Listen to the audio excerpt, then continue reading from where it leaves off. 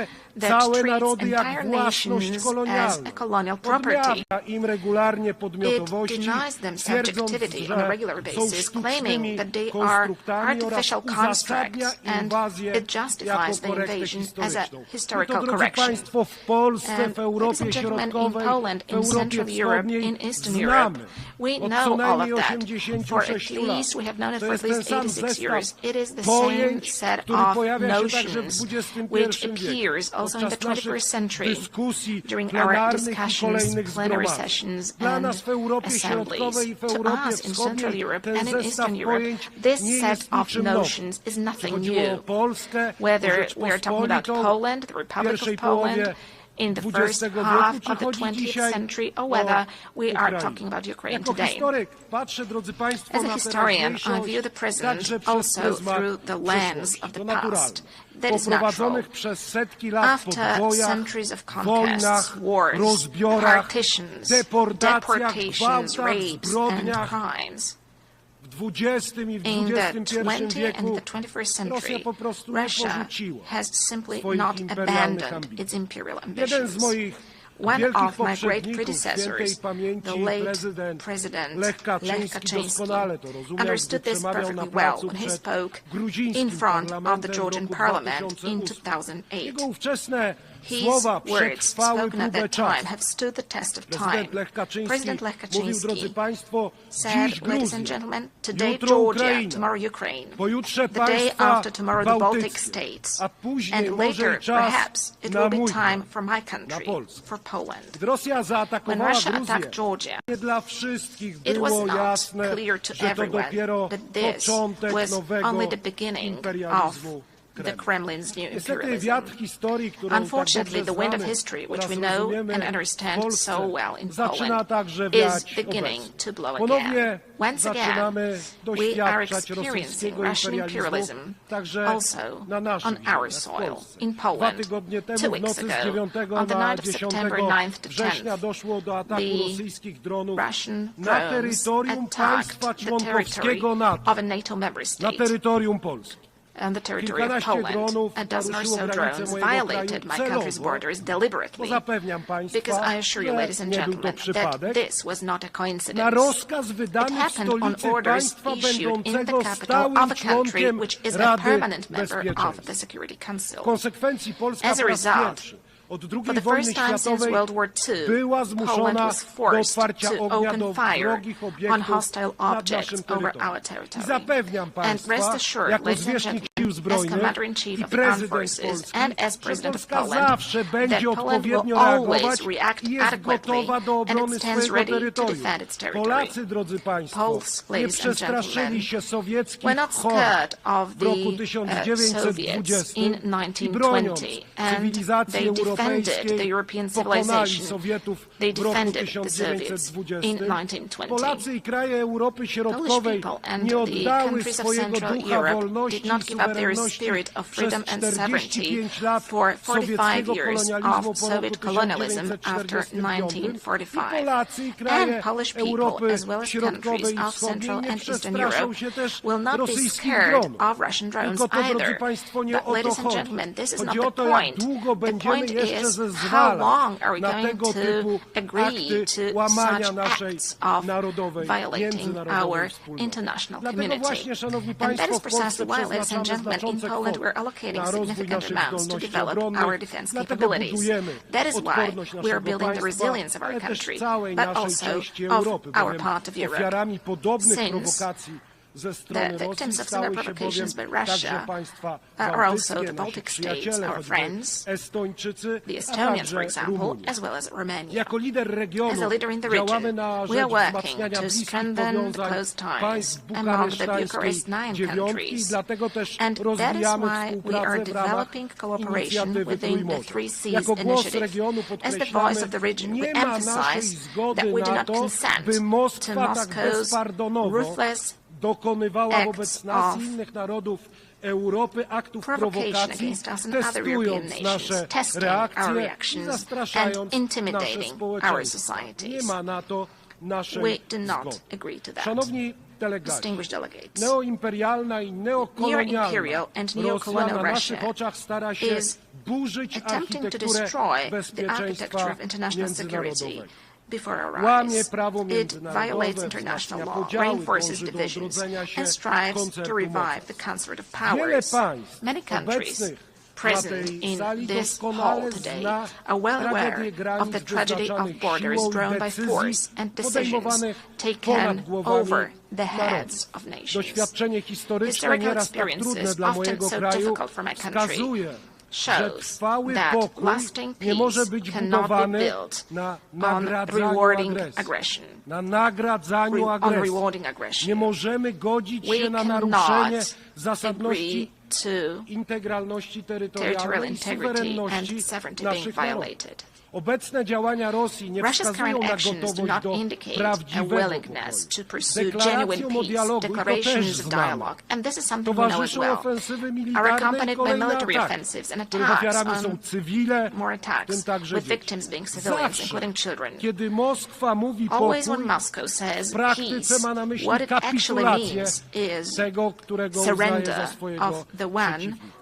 Rosja musi zakończyć wojnę i przyjąć za nią pełną odpowiedzialność. Pociągnięcie Rosji do odpowiedzialności powinno być naszym wspólnym obowiązkiem. Sprawcy wszystkich zbrodni międzynarodowych, sprawcy wszystkich zbrodni międzynarodowych muszą być sądzeni przed właściwym sądem.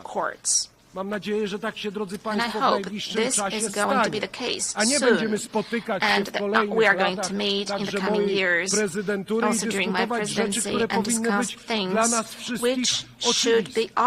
Dlatego też Polska wspiera pracę Międzynarodowego Trybunału Sprawiedliwości oraz Międzynarodowego Trybunału Karnego i popiera ideę ustanowienia specjalnego Trybunału ad hoc, który osądziłby sprawców perpetrators of aggression. For no war nie mogą się bowiem agresorom opłacać. Profitable for the aggressors. Wojny nie mogą opłacać się agresorom także pod względem ekonomicznym. Państwom i narodom należy się pełne zadośćuczynienie, także od tych, którzy wywołali II wojnę światową. Bo jeśli chcemy budować wspólnotę państw demokratycznych, wspólną Unię Europejską, to musimy zgodzić się wspólnie na to, że wojna nie może opłacać się pod względem ekonomicznym żadnemu any aggressor. Szanowni Państwo, ladies and gentlemen, jak wspomniałem, as I mentioned, we are currently facing a whole range of global and local challenges. The eyes of the world, and ours too, are currently looking at the Middle East. Poland, like many other countries in the world, is following with concern the situation in this region, in the Middle East, where, as a result of the brutal attacks by Hamas on October the 7th, 2023, the conflict has escalated. Israel, like any other country, has the right to self-defense. Actions undertaken by Israel, however, must comply with international law, including international humanitarian law. Poland continues to advocate for a two-state solution to the conflict in the Middle East in such a way as to give both the Palestinians and the Israelis the right to live in peace and security. Poland consistently supports international efforts to improve the situation in the Middle East and calls on the UN to take action. Ladies and gentlemen, Poland has no colonial past, which is why we are a reliable and trustworthy partner for Asian and African countries. What is more, we ourselves, we Poles were victims of colonial policies pursued by superpowers, so we understand perfectly well the instruments used by neo-imperial powers, and we do not consent to them destabilizing certain regions of the world. As President of the Republic of Poland, I will pay particular attention to developing our cooperation with various regions of the world. I'm referring to the African continent. We cannot say how the ongoing wars, conflicts, and terrorist attacks undermine the efforts of proud African nations to live and develop in safe and just conditions. The world must stand with all those affected by insecurity and help them restore peace. We do not consent to neo-imperial powers destabilizing, for instance, the Sahel, in order to arbitrarily manage global migration flows or apply migratory pressure, nor do we consent to international criminal groups profiting from human trafficking and slave labor. We also want, and it is obvious as Poland, to develop relations with the countries of Asia and the Pacific. The role of this region in shaping the international order in the 21st century has significantly grown. This dynamic economic development is, however, accompanied by growing geopolitical tensions, which affects stability, prosperity, and security also in other regions of the world. Ladies and gentlemen, as Polish people, we are concerned about the negative impact of global crises. But as President of Poland, I want to say openly here in front of this international community that we are also deeply concerned and we are aware of the mistakes made by our Western partners, friends and neighbors.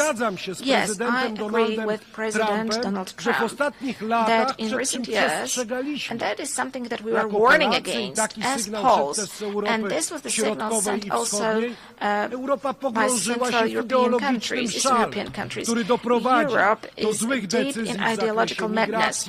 This led to bad decisions on migration. This led to green craziness, green madness, the Green Deal, which is destroying economic markets and also agricultural markets. Yes, the very same Europe, our friends and our partners with whom we want to build a common European Union. For many years, we're subsidizing the Russian Federation buying Russian cheap gas. Ladies and gentlemen, in Poland as well as in Central Europe, we know all of that, and we are glad whenever the leaders of the European countries, Western European countries, draw conclusions and when they listen to our voice. Ladies and gentlemen, development and humanitarian aid are an integral part of our country's foreign policy in terms of building global peace, security, and development. We see it as a joint investment in our future, security, stability, and prosperity. We are present with our support in many areas in Africa, in Eastern Europe, and in the Middle East. Distinguished delegates. Poland, a co-founder of the United Nations, is the world's 20th largest economy and a country which has successfully transformed itself over the past 30 years from a developing country into a developed country and from a centrally planned economy into a market economy. This unique experience allows us to make a significant contribution to UN discussions on development, combining the perspectives of the global East and the global West, as well as North and South. Given our potential and experience, we consistently seek to participate in the works of the G20, a format that serves as a bridge in these turbulent times. We also hope that the invitation to cooperate and to participate in the next summit of the group issued by the United States of America, for which I'm grateful to President Donald Trump, will translate into Poland's permanent presence in this community. Ladies and gentlemen, human rights are one of the three main pillars on which the United Nations system is based. We cannot talk about true peace if we do not protect human rights of everyone, of every person without exception. Peace is not only an absence of armed conflicts, it is also justice, equality, and respect for human dignity. Therefore, the protection of human rights must be a priority in any process of building peace and security. We can clearly see dramatic consequences of the Russian aggression, also in terms of human rights and humanitarian issues. Our priority, the priority of Poland, Polish people, is also the situation of human rights in Belarus. We must firmly defend human rights also in the most fundamental dimension, I'm speaking about the right to life of the defenseless, from conception to natural death. We are protecting our families as the place of happiness, love, and bringing up children. We are speaking up as Poland in a loud voice for one of the most persecuted groups in the world, Christians. We consider the Human Rights Council to be the main human rights body within the United Nations system, playing a key role in ensuring compliance with human rights standards. That is why Poland has submitted its candidacy for membership of the Human Rights Council for the period 2029-2031. Our candidacy reflects our commitment to promoting and protecting human rights around the world. Distinguished Mr. President, Your Excellencies, esteemed delegates, the United Nations was established 80 years ago. This anniversary shows how far we have come, but also how many challenges still lie ahead. Today we know that international cooperation is not an option, it is a necessity for all of us.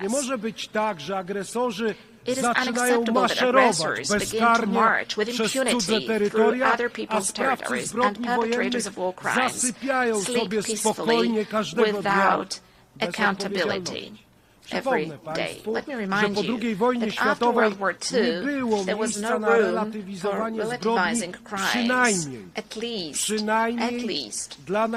case of the most important commanders who gave orders. There was Nuremberg, there was a court, there was a name and a family name, there was a charge and a sentence, because it was not just about revenge, it was about principles, and today it's also about principles to make sure that crime is not rewarded and that the law is never replaced by force. Today, we must return to that spirit. We must build an international system of accountability that will not hesitate to call evil by its name, regardless of the flag it bears on its shoulder.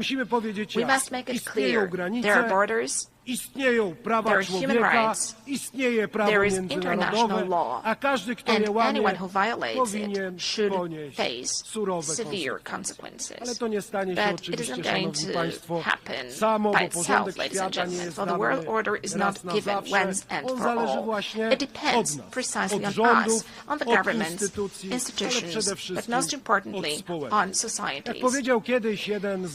As one of the Nobel Peace Prize laureates once said, neutrality helps the oppressor always, never the victim. Silence encourages the tormentor, never the tormented. Let these words be not just a warning, but also a call to action. To action here and now. Thank you for your attention.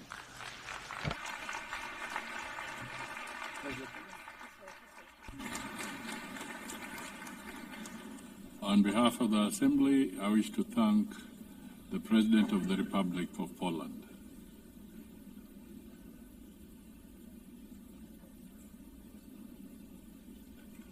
The Assembly will now hear an address by His Excellency Daniel Francisco Chapo, President of the Republic of Mozambique. I request protocol to escort His Excellency and invite him to address the Assembly.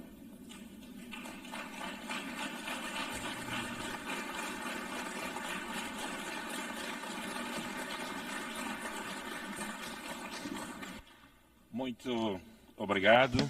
Thank you so much. Your Excellency, Madam President of the 81st session of the United Nations General Assembly, Your Excellency, Secretary General of the United Nations, Your Excellency, Heads of State and the government present here, distinguished head of delegations, ladies and gentlemen, it is for us an honor to address for the first time as the President of the Republic of Mozambique in a very important moment, both for Mozambique and for the Organization of the United Nations.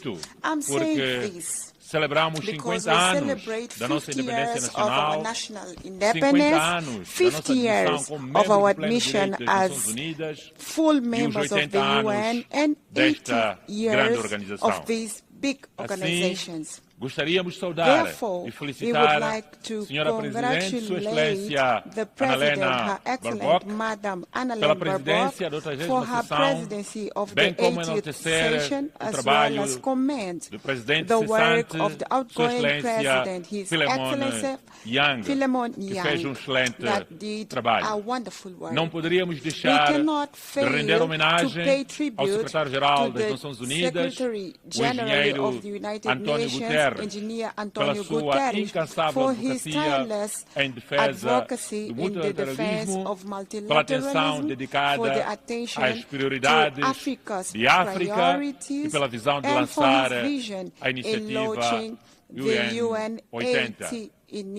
Hoje, envolvidos 80 anos desde a sua criação, testemunhamos com satisfação to witness the progress that the United Nations has helped to achieve. The independence of the Republic of Mozambique, as well as the many African countries and other continents of this planet. This is one of one of the evidence of this legacy of the UN. Despite multiple challenges that the UN faces, it remains firm at the forefront of the global processes, which is why we emphasize that any reform effort aimed at making it more responsive and with better capacity to address contemporary realities will only be complete when we include the reform of the Security Council of the UN. Your Excellencies, the year 2025 has tested the limit of multilateralism with the United Nations at the epicenter. We have witnessed the intensification and escalation of conflicts and growing sense in the whole world, and we also see a growing sense of impunity. The ongoing conflicts in various corners of the world and the crisis remind us that the promise to save the future generations from the scourge of war, written in the letter of 1945 Charter, remains unfulfilled. 8 years of building multilateralism institutions, safeguards and principles that have governed global affairs are now at risk. The result is clear. As guerras multiplicam-se, a crise climática agrava-se, as dívidas aumentam, as tarifas crescem, a desilusão alastra-se e, acima de tudo, regressa o espectro nuclear. A estas ameaças somam-se as consequências econômicas de crises sucessivas no mundo. A pandemia da Covid-19, a guerra na Europa, no Médio Oriente e as guerras em África, do aumento do preço das matérias-primas, a volatilidade financeira global. Tudo isto all of this generates unsustainable debt and ever-deepening inequalities in the society. We are witnessing a concerning setback of the international commitment. With only 5 years to go until 2030, the agenda of SDG is at risk because the targets have not been met and we still have a long to go. And the climate crisis accelerates and intensifies all the crises that we know. Droughts are turning the population with famine, cyclones into humanitarian disasters, displaces into despair, which is exploited by unscrupulous stakeholders. It was in this context that the historic opinion of the International Court of Justice of 23rd of July 2025 unequivocally reaffirmed that the states have binding legal obligations to protect the climate and the environment from the greenhouse gas emissions. This is a milestone of universal significance. For countries such as Mozambique, which bears no historical responsibility for the climate crisis, but amongst those that are the hardest hit by its consequences. Droughts, cyclones, floods, inundations. This decision is very important. It's a legal principle for us. It's a call to climate justice, it's a call to global solidarity and immediate actions from the side of all of us. The environmental crisis is compounded by the technological challenge. Artificial intelligence and other emerging technologies offer extraordinary opportunities, but also serious risks of exclusion, manipulation of the society, and even militarization throughout autonomous weapons. These advances pose new challenges to the defense and human dignity, justice, and labor. As long as we do not fully understand how these models work, we cannot entrust them critical tasks without robust safeguards in place. Otherwise, we are going to destroy the world. For that reason, Mozambique advocates a technological and climate diplomacy capable of regulating risk and democratizing benefits through genuine transfer and sharing of knowledge, of technology, so that the science and technology are not factors of exclusion, but rather instruments of climate justice and inclusive development in the world.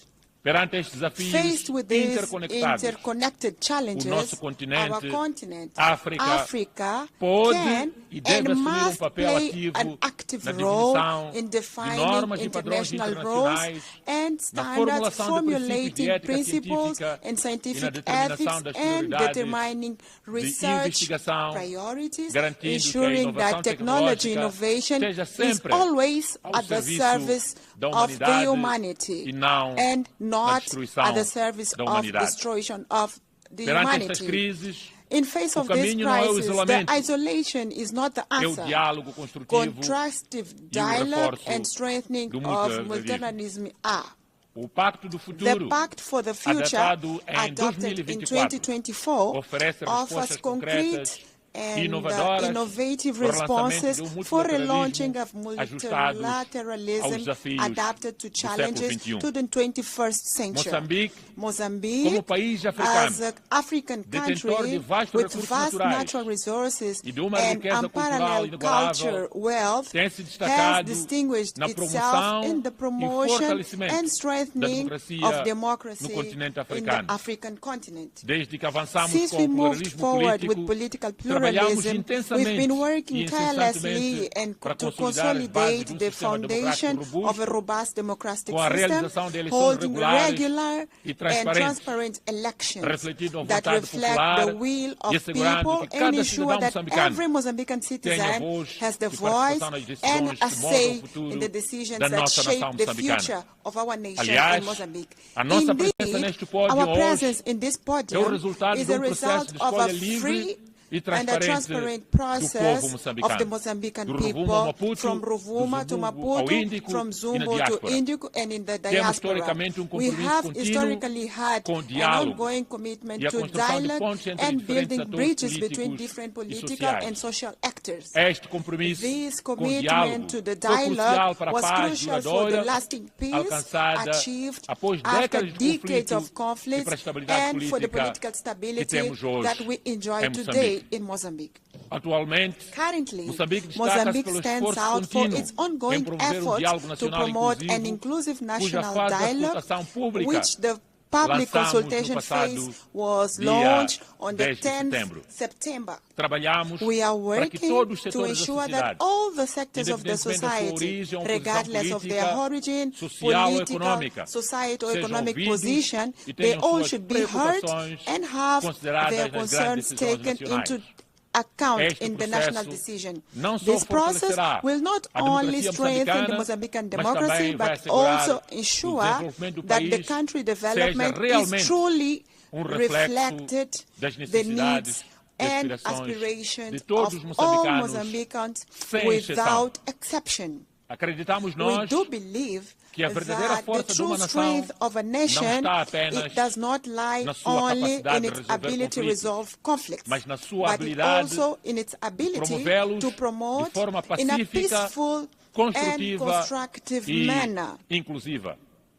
Estamos We are orgulhosos proud do of caminho the progress percorrido we have até made aqui so far, e and reafirmamos we o nosso reaffirm compromisso our inabalável commitment to de continuar continue avançando advancing como as an exemplo de example of democracia em democracy África in e Africa, convivência of pacífica peaceful no coexistence continente in the e no mundo. African continent and in the world. Orgulhamos We are igualmente proud de ter to promovido have durante o nosso promoted during mandato our term do Conselho the de Security Segurança, Council, onde fomos membros não where we permanentes. were A non-permanent declaração members, the presidencial presidential sobre o statement on papel da Africa África about the role nos of assuntos Africa globais, in global bem affairs, como de ter as well as to contribuído have para a contributed histórica for the resolução historic resolution 1729/2023, que abriu o caminho 1719-2023, which para a paved the possibilidade de way financiamento for the previsível predictable and e sustainable sustentável financing das of operações de the apoio operations of à paz support to africana peace in através de African erários Union through das Nações Unidas. United Nations Estes marcos treasure. These confirmam milestones que a confirm África that não é Africa apenas is not only beneficiária a de ordem beneficiary multilateral, of multilateral mas order, ator but also an indispensável indispensable na actor sua reforma in the e reforms revitalização. and É revitalization. nesta senda It is in this que Moçambique sense continuará a that defender Mozambique uma will voz keep africana reforçada, defending a stronger com 2 African assentos voice permanentes with 2 no permanent Conselho de seats on the Segurança Security Council e maior peso and a nas greater decisões e weight instituições in the decision of financeiras international financial internacionais. institutions internationally. Uma nova A arquitetura new financeira global global financial capaz de architecture aliviar capable of dívidas, alleviating mobilizar debt, recursos mobilizing financeiros financial para o desenvolvimento resources for the sustentável sustainable e development ação climática, and climate bem como de action, corrigir as as well as simetrias correcting historical históricas. asymmetries. Multilateralismo inclusivo An inclusive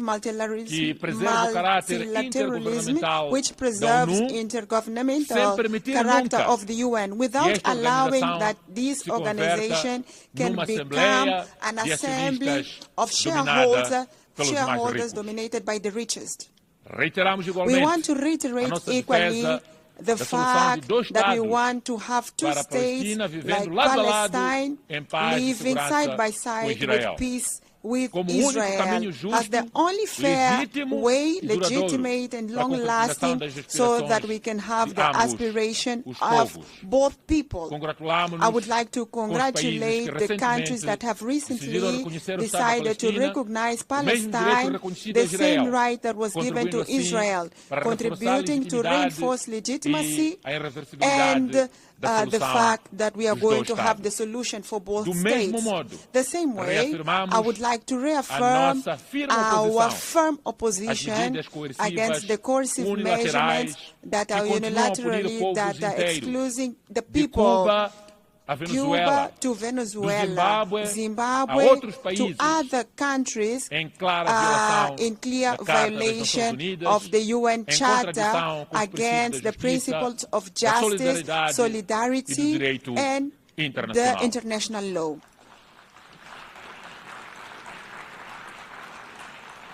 Minhas senhoras e meus senhores, Ladies and o tema gentlemen, escolhido para the esta topic 80ª chosen sessão, for this session melhor juntos, 80 is anos like it's better to be e together. mais pela 8 paz, years desenvolvimento and e counting direitos for humanos, peace, não development poderia of human ser, rights could ou melhor, not be não poderia more ser mais oportuno. timely.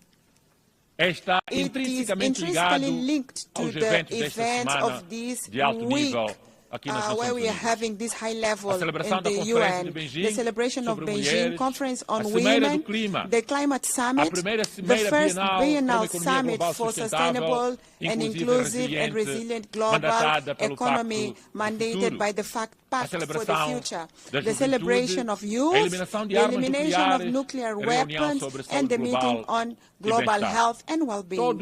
All these meetings reaffirm the vitality and the centrality of the UN and conveys the same truth. What unites us as a humanity is much greater than what divides us.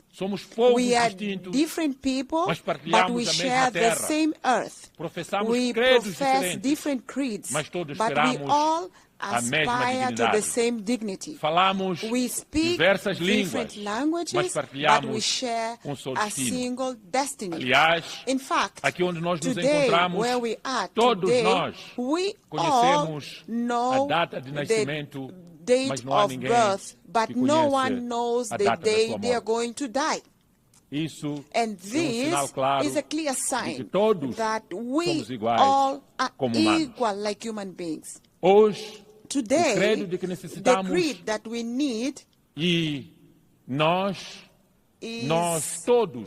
one exclusion. We all need to be included, not excluded. Not isolation, but cooperation. Not unilateralism, but multilateralism based on solidarity. We need today, all of us, to have a renewed faith in the humanity's collective ability to face the common challenges of Gaia, our common home. The world is at a real turning point. We all feel this. Either we deliver the 23rd agenda that we've written it ourselves, or we will have to accept seeing a relegated and failed promise. And for this, goodwill is not enough. Honoring the principle of common responsibility and differentiality is important. We need resources on a scale. We need to work in a smarter way to align mandate with national priorities for each of us, to invest in data, technology, institutional capacity, and most of all, ensure that Africa has a full seat at the table where decisions are taken for its future. The message of Mozambique is very clear. We want partnerships based on mutual respect and shared value.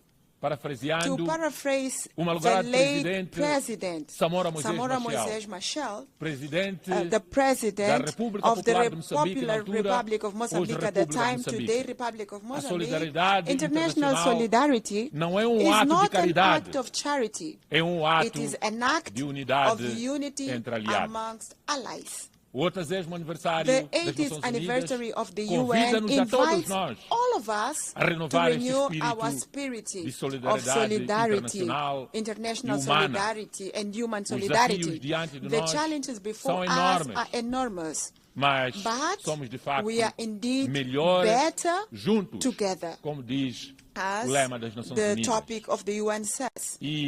And if it is true that each generation inherits the world from the previous one, it is also true that each generation has the duty of leaving a better world for the next generation. This is the guidance principle of the Agenda 2030.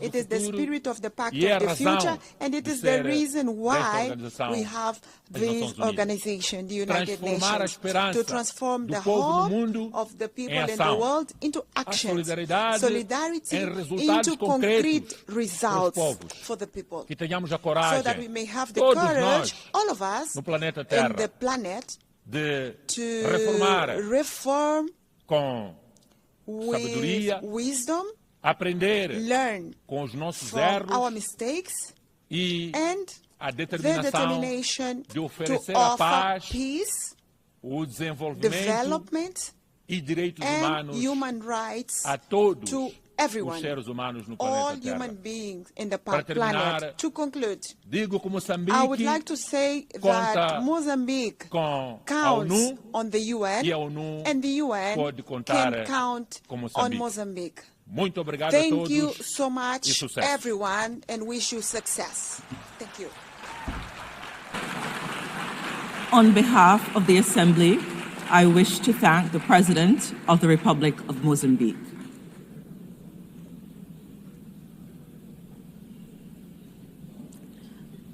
The Assembly will hear an address by His Excellency Luong Kong, State President of the Socialist Republic of Vietnam.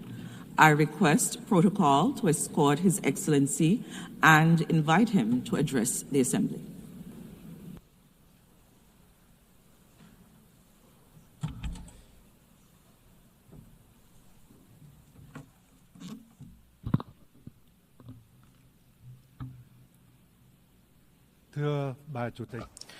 Madam President, I would like to extend my heartfelt congratulations to Madam Annalena Baerbock on her election as President of the 80th session of the UN General Assembly.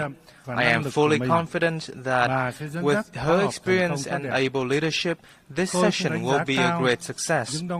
I would also like to pay tribute to Mr. Philemon Young, President of the 79th session, and Secretary General Antonio Guterres for their contributions. Madam President, over the past 80 years, in spite of a multitude of challenges, the UN has stood as the embodiment of humanity's aspiration and collective commitment to peace, cooperation and development, grounded in the universal values of human rights, national independence, equality, democracy and social progress. Multilateral cooperation has brought forth remarkable achievements, especially in preventing wars, fostering peace and cooperation, building friendships, reducing poverty and curbing diseases, improving living standards, and advancing science and technology at an unprecedented pace. Yet today, we find ourselves in a profoundly changing world, facing unprecedented acute challenges. Local wars, conflicts, arms races, and the use or threat of force in the international relations are escalating at an alarming rate. Non-traditional security challenges are exerting heavy tolls on all countries and communities. The global governance, trading, and economic systems are becoming fragmented and volatile. Multilateralism itself is under strain from strategic rivalry among major powers, unilateralism, and a sharp decline in political will and necessary resources. This is precisely the time to stand united and together promote the irreplaceable role of multilateralism and a rules-based international order with the UN at its heart.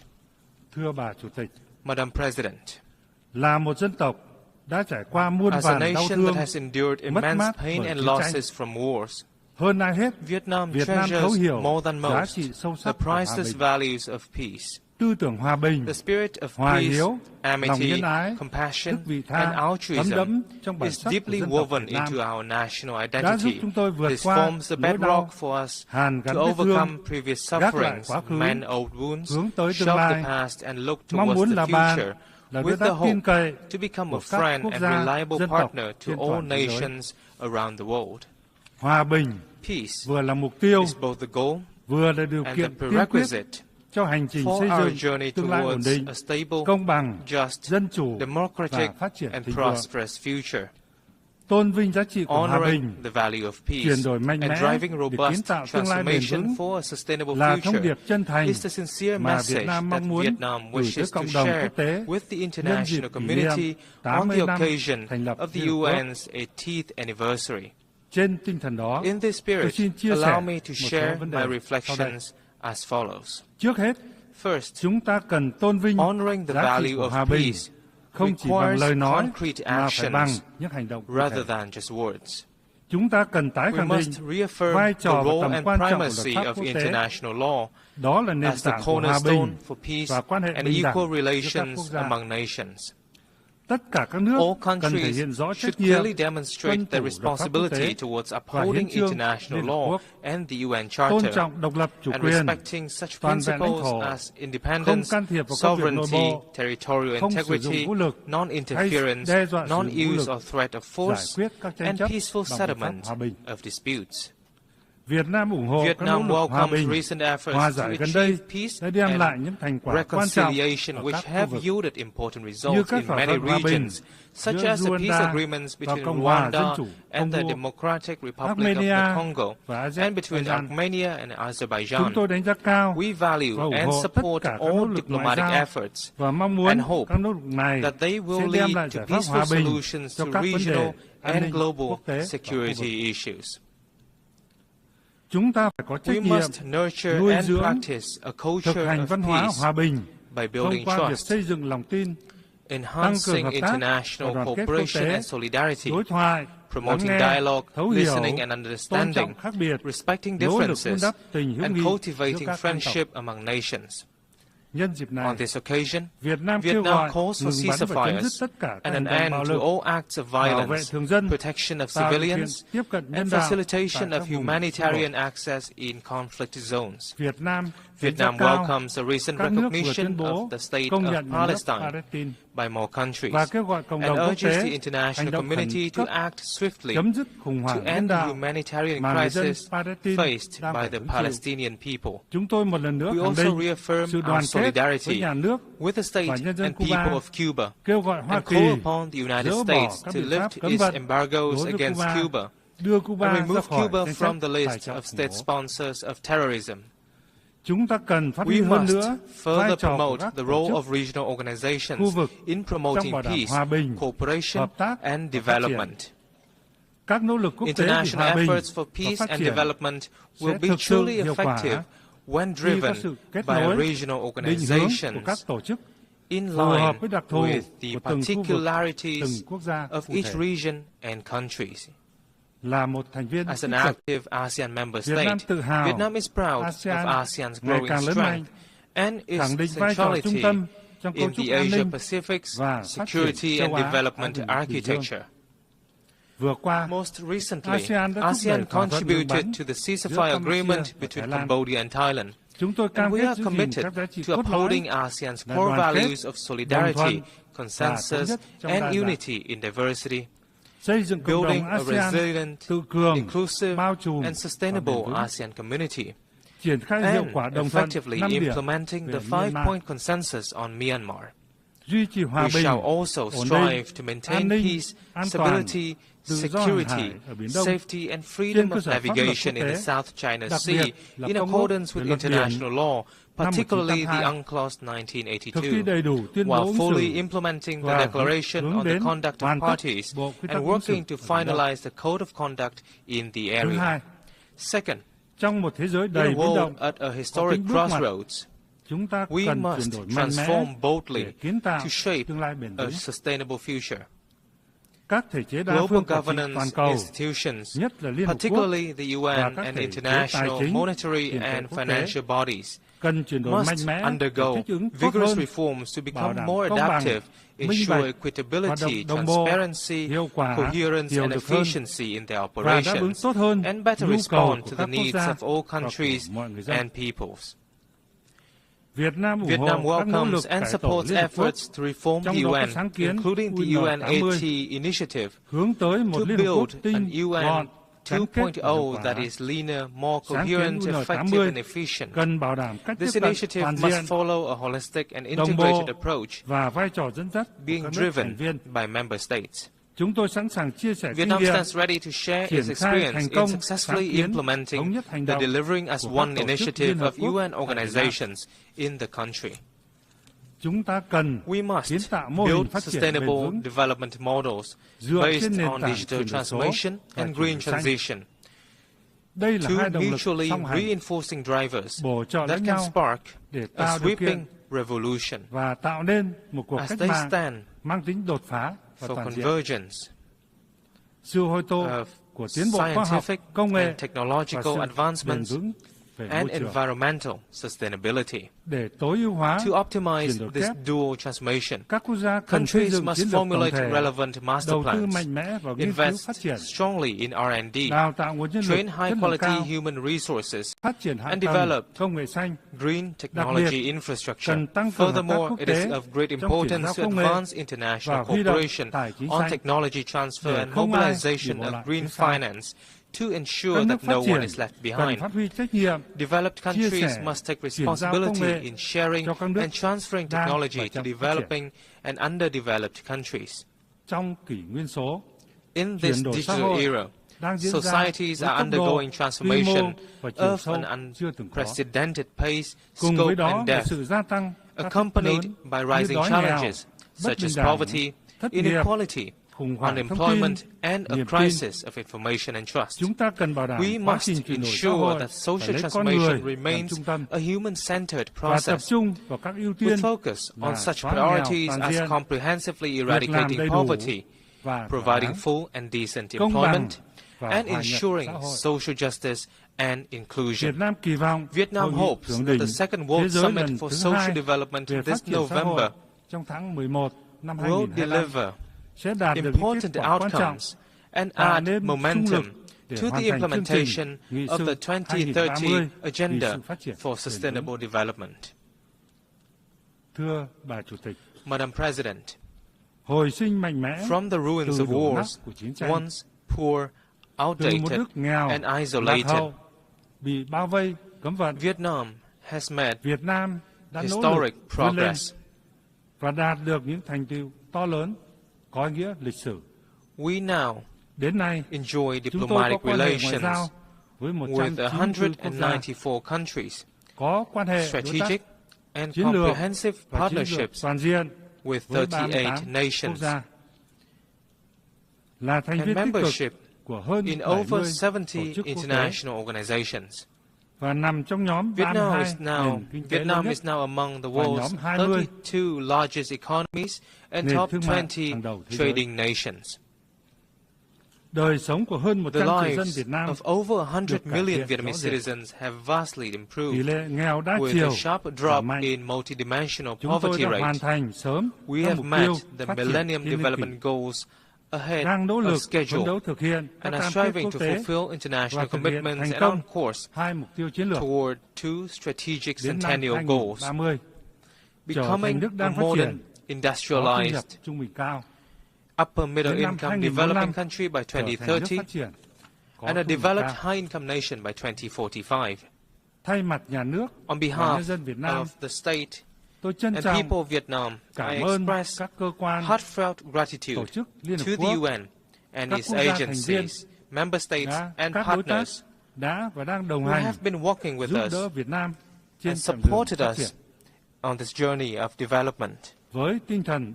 Guided by the spirit of self-reliance, resilience, and solidarity for the common cause, Vietnam pursues an independent, self-reliant foreign policy for peace, cooperation, and development, while diversifying and multilateralizing our external relations, and strive to further expand and deepen our international integration in a more proactive manner, with a strong commitment to being a friend, a reliable partner, and a responsible member of the international community. Vietnam will continue to make every effort and stand with all nations to shoulder our shared responsibilities, overcome challenges, and foster transformative changes to build a world of peace, stability, prosperity, and sustainability, delivering happiness and well-being to all.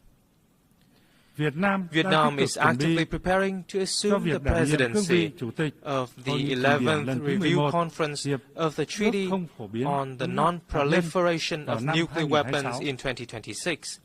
And we look forward to the valuable support of member states for our candidacies to the UN Human Rights Council for the 2026-2028 term, and to the International Tribunal for the Law of the Sea for the 2026-2035 term.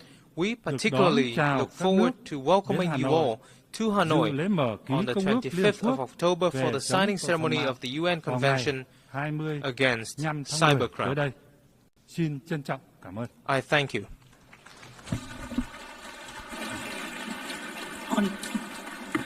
On behalf of the Assembly, I wish to thank the State President of the Socialist Republic of Vietnam,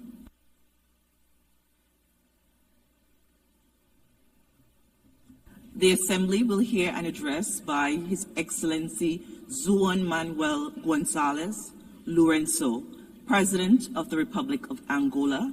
I request protocol to escort His Excellency and invite him to address the Assembly.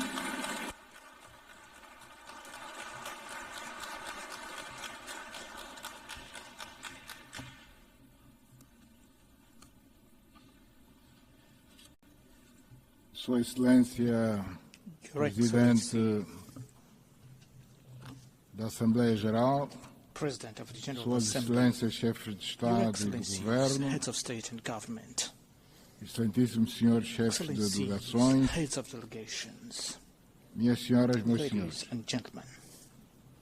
encontro-me aqui perante Vossas Excelências na minha qualidade de Presidente da República de Angola e de Presidente pro tempore da União Africana para falar do meu país, das nossas percepções sobre a evolução dos acontecimentos que se registram neste nosso mundo cada vez mais conturbado e abordar também as questões que dizem respeito à África, este continente que mobiliza as nossas energias e forças para encontrarmos as soluções para o fazer despertar de uma vez por todas para o desenvolvimento. Permitam-me que felicite Sua Excelência Annaliana pela sua eleição ao cargo de Presidente da Assembleia Geral das Nações Unidas, convencido de que a sua experiência e os conhecimentos que acumulou ao longo das diferentes funções que exerceu com grande mestria vão assegurar o êxito do trabalho que assumiu desde o início deste mês de setembro. Felicito igualmente o seu antecessor, Sua Excelência Philemon Yang, pela forma assertiva como dirigiu a Assembleia Geral no último ano, em que colocou todo o seu empenho para fazer funcionar este órgão com louvável eficiência, facto que é merecedor do reconhecimento de todos nós pelos resultados positivos alcançados no decurso do seu mandato. Throughout his tenure. Não posso deixar de mencionar Sua Excelência António Guterres, Secretário-Geral das Nações Unidas, pelo papel que tem sabido desempenhar com um grande sentido de compromisso, em que subjaz a sua apreciável qualidade de homem de diálogo e de paz, no meio das complexidades geopolíticas atuais.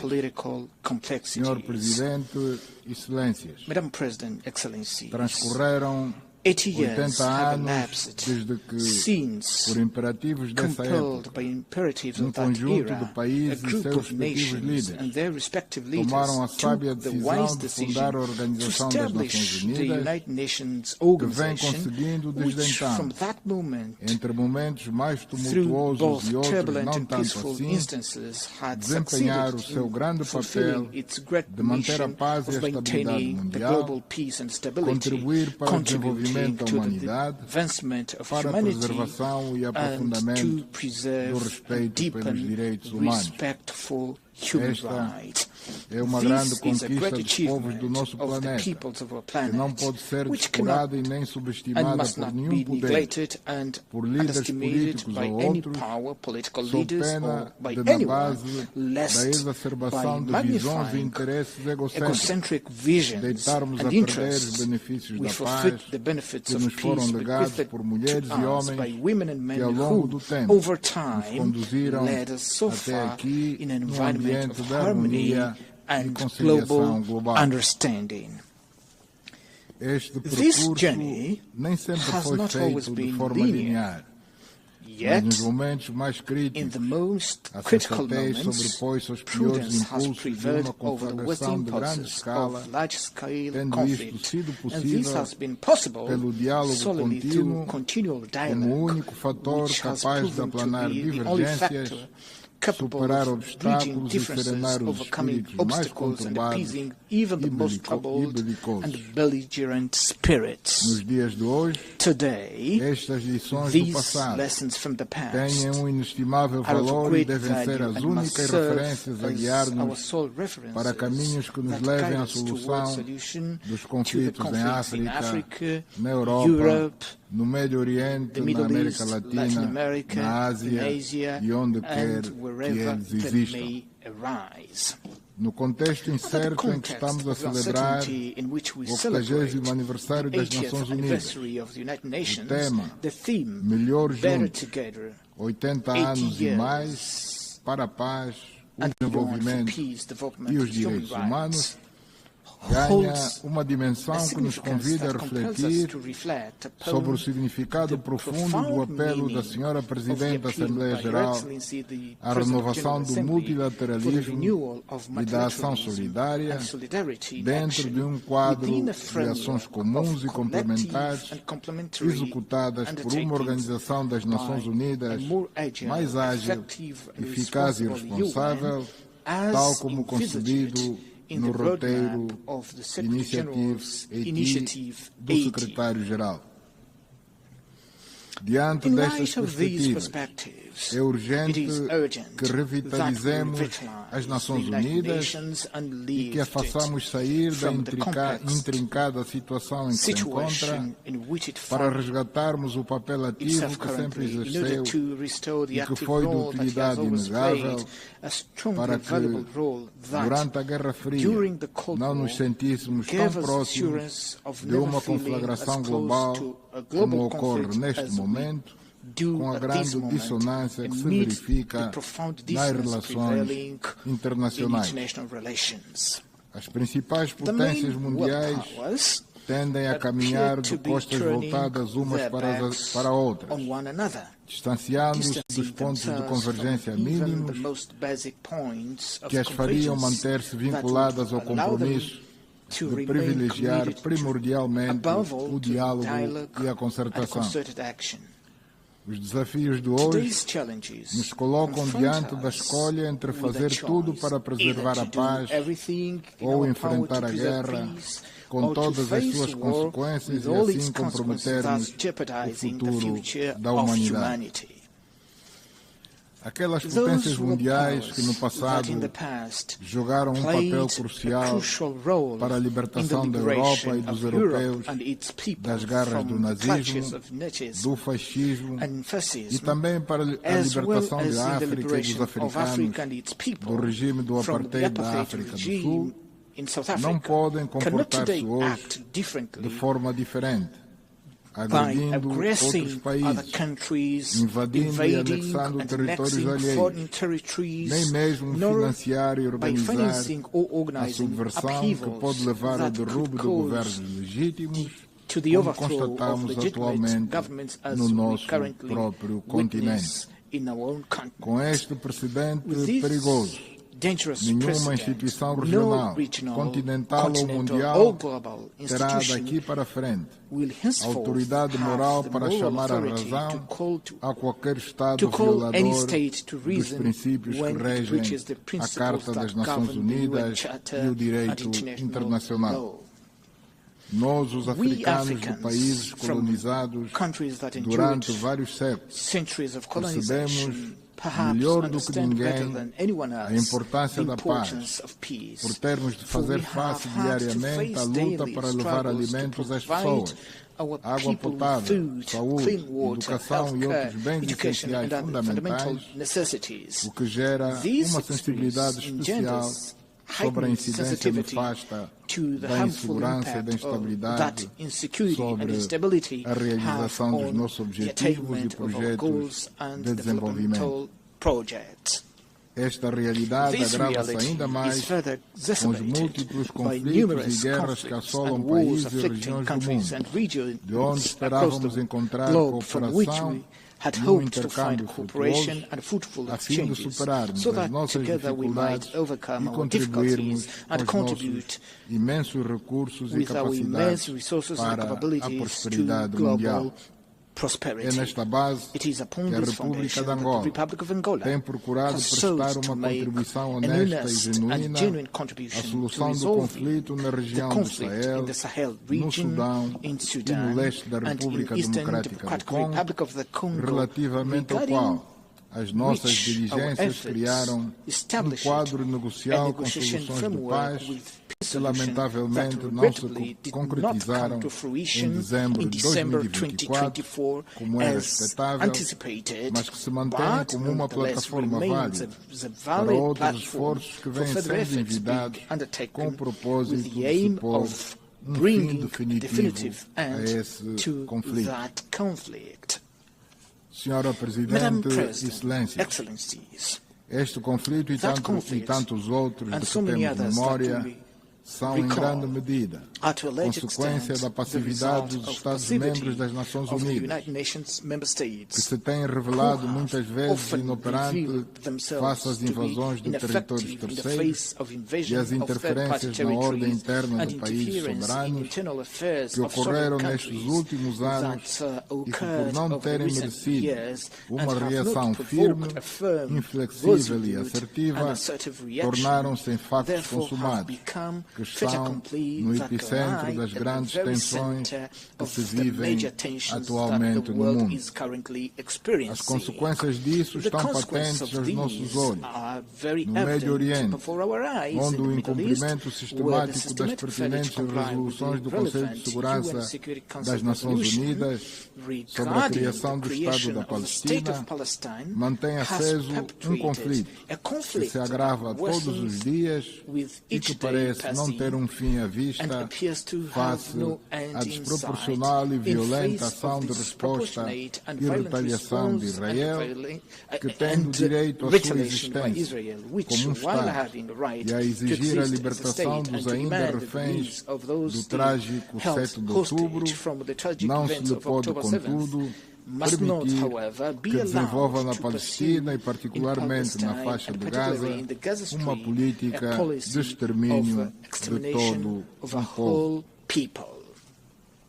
O povo palestino, que não pode ser confundido com o Hamas, porque não há povos e muito menos crianças terroristas, tem exatamente o mesmo direito a um Estado independente e soberano, onde possa fazer valer a sua cultura, cuidar do seu futuro e abrir perspectivas previsíveis e seguras para a sua juventude.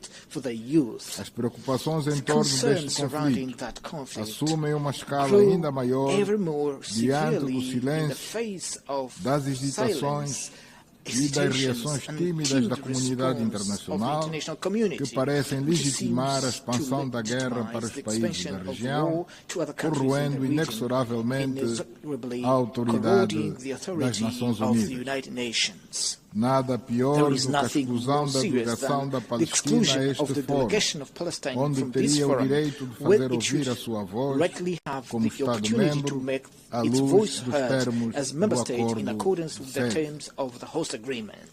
A não garantia da presença do presidente da autoridade palestina nesta Assembleia Geral emite um sinal muito negativo, pois encoraja a continuação do genocídio a que todos assistimos impotentes e impunemente, adia a resolução do problema e complica os esforços que vêm sendo envidados para se pôr termo a esse intrincado conflito.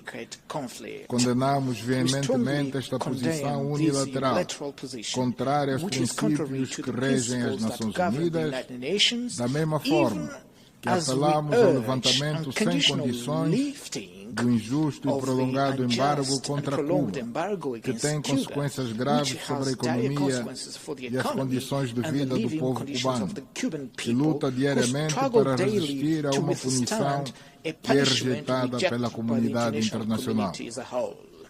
Cuba que desempenhou um importante papel na luta dos povos africanos, que levou ao derrube do regime racista e desumano do apartheid na África do Sul, e que por este facto foi parte signatária do Acordo de Paz de Nova Iorque de 22 de dezembro de 1988, que trouxe a liberdade ao povo sul-africano e levou à independência da Namíbia, não pode ser considerada de forma arbitrária e unilateral como um Estado patrocinador do terrorismo à luz das relevantes resoluções das Nações Unidas.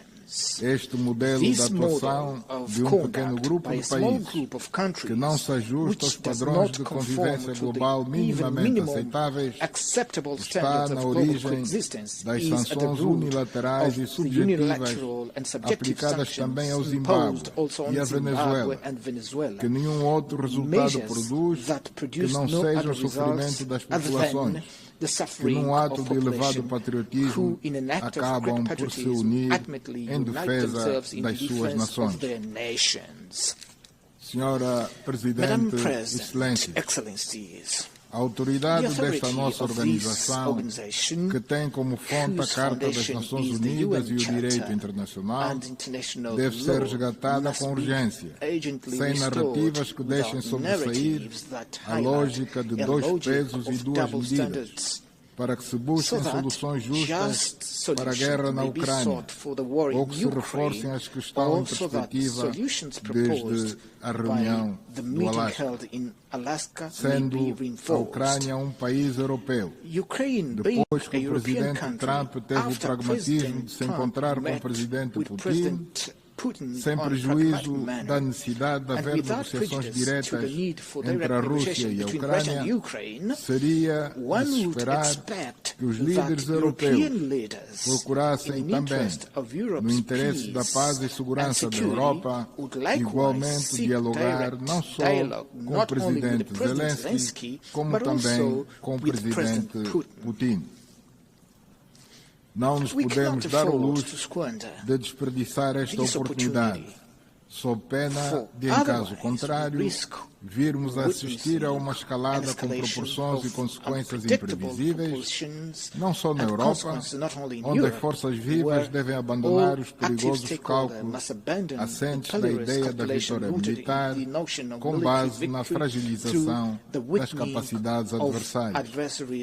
E diante das dificuldades atuais e da crise que o mundo atravessa, que as Nações Unidas devem ressurgir e passar a ser mais atuantes para evitar que se dilua o seu papel como principal entidade de governação global e se transforme numa instituição incapaz de assegurar a paz mundial, sendo nossa responsabilidade como Estados e nações soberanas não a deixar sucumbir.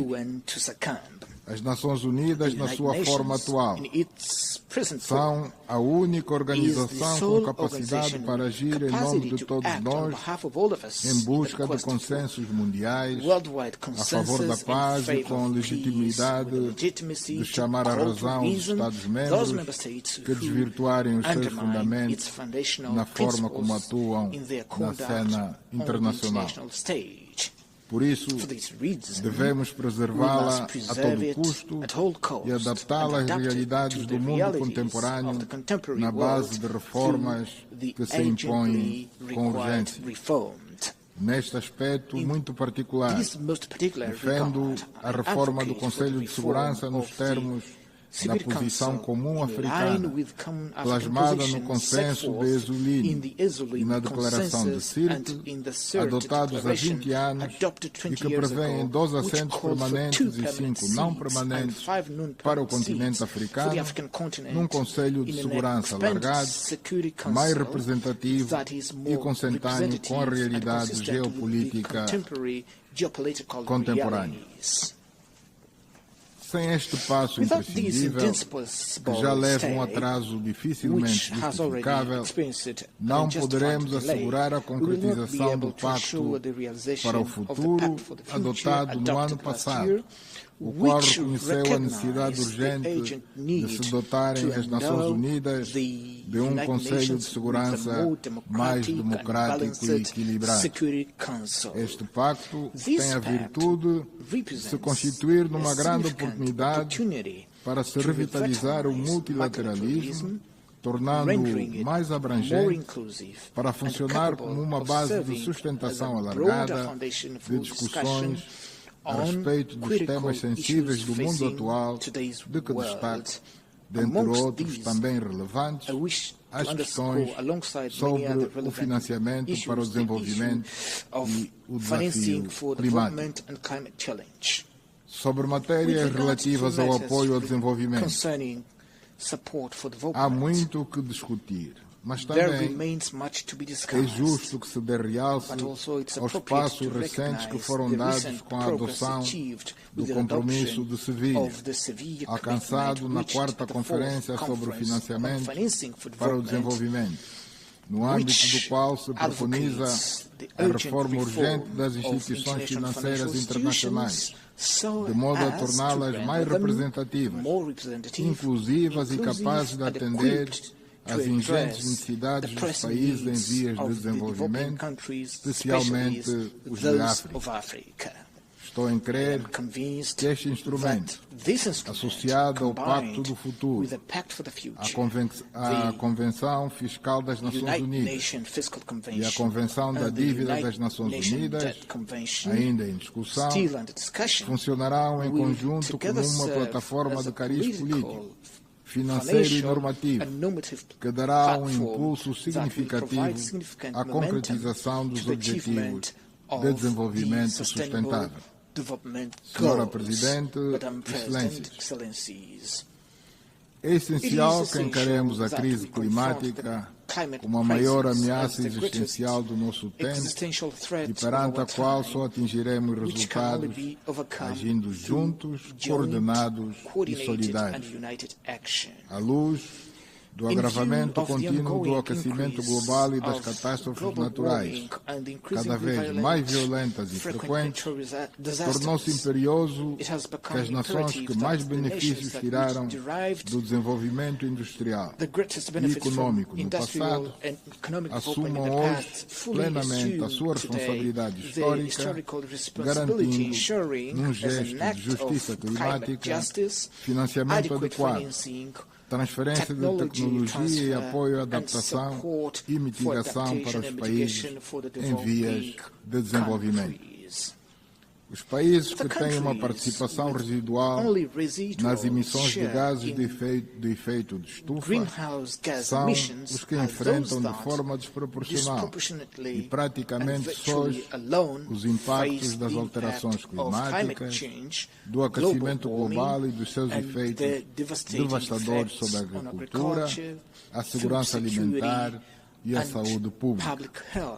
Perante tais evidências e as responsabilidades que daí decorrem, Angola mantém-se comprometida com o Acordo de Paris e com a implementação de medidas de adaptação e mitigação alinhadas à Agenda 2030 das Nações Unidas e à Agenda 2063 da União Africana, que consagram o consenso sobre a mobilização de financiamento climático previsível e acessível, destinado a garantir uma transição energética justa e capaz de proteger as comunidades mais vulneráveis.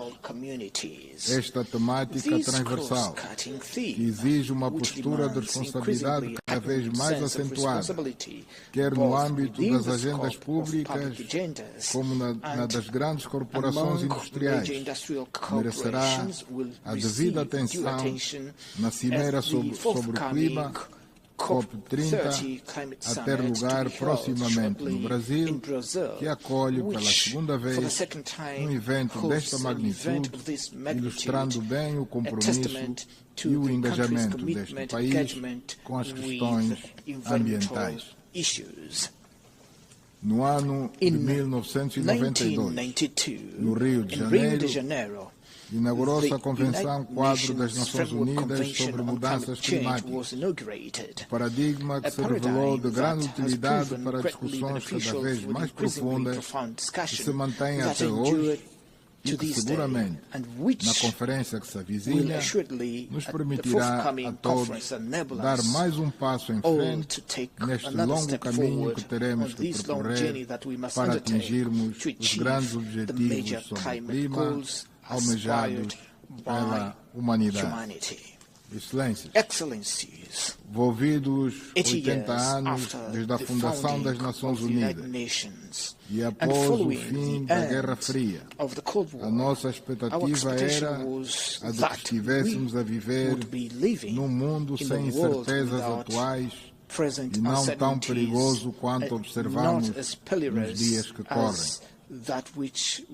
Vivíamos até o ano de 1991 num contexto de uma acentuada divisão entre dois blocos ideologicamente opostos, que oferecia, no entanto, um quadro de leitura mais previsível e menos suscetível de deslizar para uma confrontação de grande escala.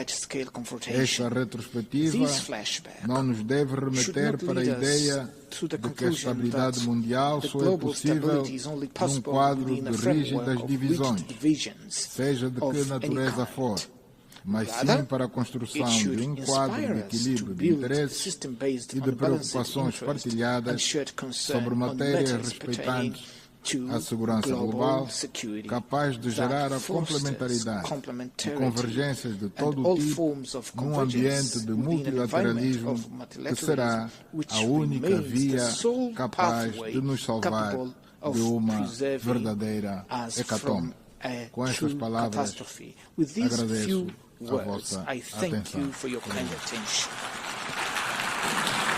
On behalf of the Assembly, I wish to thank the President of the Republic of Angola. The Assembly will hear an address by His Excellency Joseph Nouma Boakai, President of the Republic of Liberia. I request protocol to escort His Excellency and invite him to address the Assembly.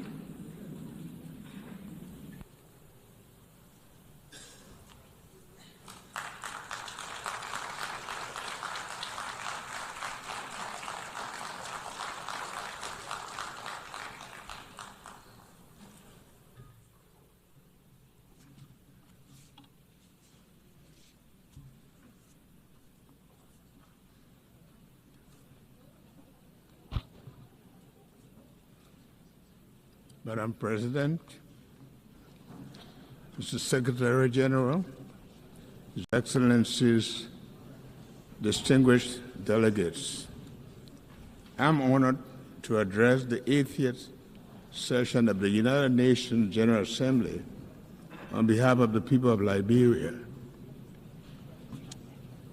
8 decades after its founding, in which Liberia was involved, our country is proud that the United Nations remains the most critical multilateral platform for international cooperation and collective action. The UN continues to employ the best framework of humanity for peace, justice, security, dignity, and shared prosperity.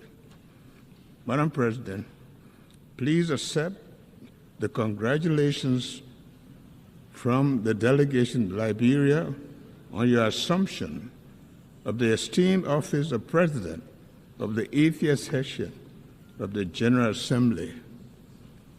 We trust in your leadership to guide the affairs of this august body. We also extend our commendation to your predecessor for his stewardship on the 79th session, and are grateful to the Secretary General for his leadership. Excellencies, distinguished delegates, please accept the gratitude of the Liberian government and the people for the overwhelming trust demonstrated by the General Assembly members in electing Liberia to serve on the non-permanent seat of the United Nations Security Council for the 2026-2027 term. This marks Liberia's first full tenure on the UN Security Council, 80 years after the country signed the charter in Herbst Theater Auditorium in San Francisco. While the nameplate during this 2-year term will read Liberia, the seat, however, belongs to Africa. We are committed to ensuring that Liberia's contribution to the Security Council discussions and the decisions are shaped by hard-earned experiences in conflict resolution, as well as our successes in peace-building, democratic reform, political transition, and governance. Additionally, the collective experience of the continent will be taken into consideration. Liberia looks forward to advocating for Africa's fair representation on the UN Security Council, which can only be achieved through permanent representation as a key part of the UN Security Council reform agenda. Excellencies, when the UN was founded in 1945, nations came together in the belief that peace could only be secured through cooperation. After 2 world wars, it became a widely held conviction that nations are stronger when united than when divided. 80 years later, that conviction is being tested like never before. From wars and displacement to terrorism, threats to technological advances, climate change, and widening inequalities, today our world faces challenges that no country can solve alone. At the same time, and paradoxically, when the world needs to strengthen multilateralism, its credibility and efficacy are being questioned. As one of the 4 African countries to sign the Charter of the United Nations, Liberia feels morally obligated to call for renewal rather than reversal of multilateralism. Reversal of multilateralism is not an option for a just and peaceful world. We call for greater inclusion, effectiveness, and respect for international law, recognizing that the credibility of the United Nations depends on our ability to act together in the service of humanity, rather than apart in the pursuit of narrow interests. Madam President, wars in Europe, Middle East, and Africa remind us that peace is often fragile and must be constantly defended. Therefore, as in 1945, Liberia once again reaffirms its commitment to the dialogue, diplomacy, and the peaceful resolution of disputes. In this spirit, Liberia supports all credible mediation efforts aimed at resolving conflict between Russia and Ukraine, as well as Israel-Palestinian conflict. Liberia stands on a common African position for the realization of the 2-state solution, where Israel and Palestinians can live side by side in peace and security in accordance with international law and the relevant UN resolutions. We call on the international community to act together decisively to protect civilians, hold perpetrators of atrocities accountable, and strengthen mediation efforts. Rising from the ruins of civil war, Liberia knows all too well that human cause of conflict and importance of peace. Since 2003, Liberia has experienced 3 peaceful and orderly democratic transitions, each marked by a smooth transfer of power, making our nation safer, more stable, and more secure after over 30 years of unrest, instability, and destruction. Liberians have also worked hard to achieve this through multilateral cooperation with support from ECOWAS, the African Union, and the United Nations.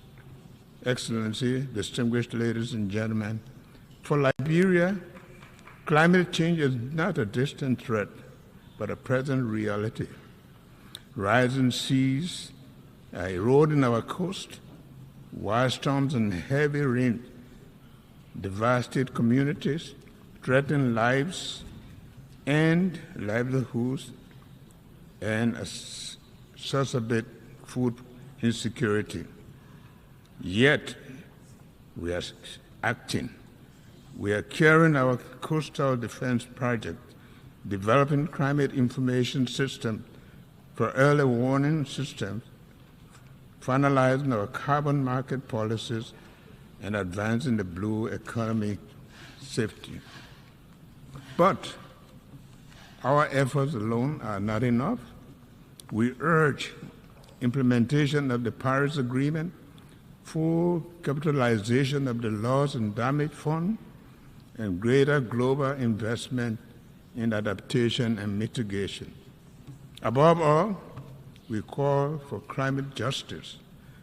Those who contribute the least to these crises should not be forced to suffer the most. Madam President, Excellencies, too many development nations spend more on debt servicing than on health or education. The current international financial architecture is unresponsive to this reality, making it not only outdated, but also unjust and defiant of the objectives of shared prosperity and development, the pursuit of which the United Nations was created. Liberia, therefore, joins the Global South in calling for urgent reforms to the international financial architecture to ensure fair representation, a new approach to debt servicing, and financing that supports sustainable development. Shared prosperity requires a system that truly leaves no nation behind. Excellency, distinguished ladies and gentlemen, at home, inclusive development remains our top priority.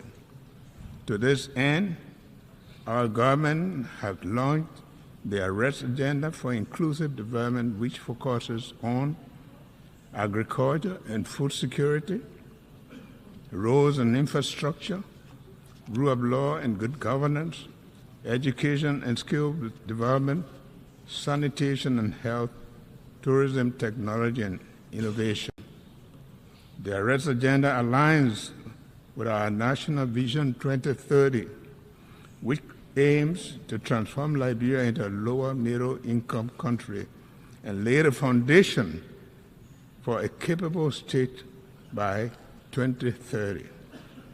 Through this agenda, we are committed to improving the livelihoods, reducing inequality, and ensuring that every Liberian benefits from the dividends of peace and development.